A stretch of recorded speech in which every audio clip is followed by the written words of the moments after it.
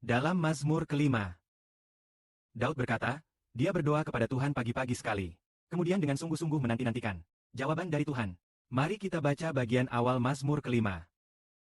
Bacakan ayat pertama dan kedua untuk saudara-saudari, ya. Mazmur kelima, nyanyian Daud, diserahkan kepada pemimpin paduan suara. Untuk alat tiup. Ya Tuhan, dengarkanlah perkataanku. Perhatikanlah keluh kesahku. Rajaku, Allahku. Tolong dengarkanlah suara seruanku.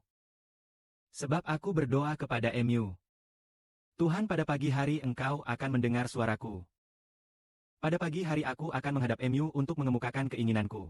Dan dengan sungguh-sungguh menanti jawaban Mu. Karena Engkau bukan Allah yang menyukai kejahatan. Orang jahat tidak dapat tinggal bersamamu. Orang sombong tidak dapat berdiri di hadapan Mu, mereka membenci kejahatan. Engkau membenci semua pelaku kejahatan. Yang berdusta.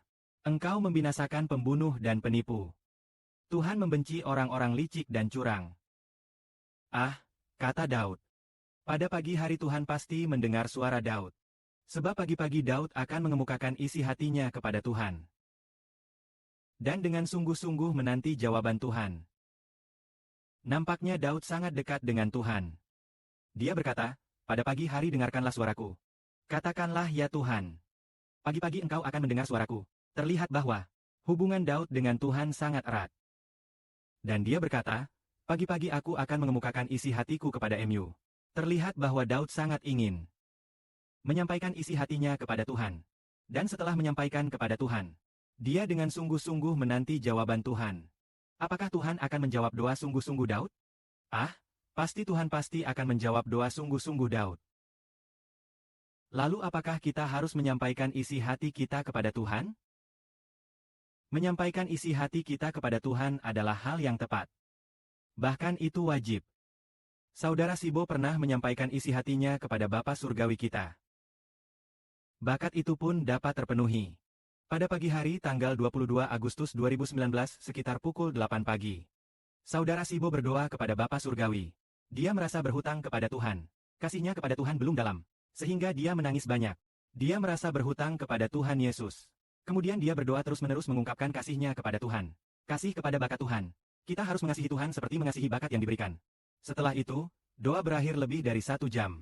Dalam doa itu, saya menangis banyak. Saya lelah lalu tertidur. Arwah muncul dalam mimpi.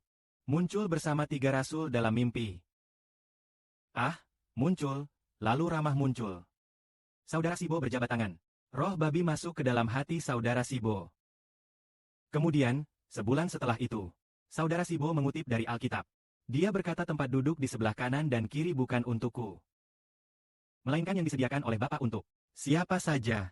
Pada pagi hari itu, saudara Sibo berkata, Bapa, anak ingin duduk di sebelah kanan Tuhan. Anak sangat haus. Duduk di sebelah kanan Tuhan. Terus-menerus berdoa. Terus-menerus memohon doa. Namun Bapa tidak segera menjawab. Meski doanya sungguh-sungguh, mungkin Bapa baru menjawab setahun kemudian atau hampir 2 tahun kemudian. Bapa menjawab bahwa saudara Sibo boleh duduk di sebelah kanan Tuhan. Jadi, nampaknya ketika kita berdoa, kita menyampaikan suara hati kita kepada Tuhan. Kemudian dengan sungguh-sungguh menanti jawaban Tuhan. Tuhan akan menjawab doa kita.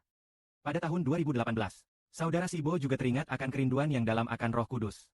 Lalu pada pagi hari sebelum fajar, dia naik ke atap dan berdoa kepada Tuhan. Karena karunia Roh Kudus dari Ayah diberikan kepada si Bedi Song. Berdoa sambil mengalirkan banyak air mata. Merasa, tidak mendapatkan Roh Kudus. Maka bukan anak Tuhan. Harus menerima Roh Kudus agar menjadi anak Tuhan. Karena Alkitab berkata, bahwa yang lahir dari Roh Kudus adalah anak-anak Allah. Berdoa sambil menangis. Berdoa dengan sungguh-sungguh. Namun, setelah banyak berdoa terus-menerus, beberapa bulan kemudian, Tuhan berkata, Tuhan Allah adalah Bapamu. Kemudian Roh Kudus memenuhi hati saudara si Bedi. Dari David dikatakan, pagi-pagi aku akan menyatakan isi hatiku kepadamu. Dan dengan tekun menanti jawaban Mu. Jadi kita harus memberitahukan isi hati kita kepada Tuhan. Biarkan dia menunggu jawabannya. Karunia kita pasti akan menjawab orang yang berdoa kepadanya. Dengan sungguh-sungguh kita berdoa, beritahu semua isi hati kita sepenuhnya kepada Tuhan. Tuhan akan memberitahu kita. Menurut doa kita yang sesuai dengan isi hati kita, Dia akan menjawab kita.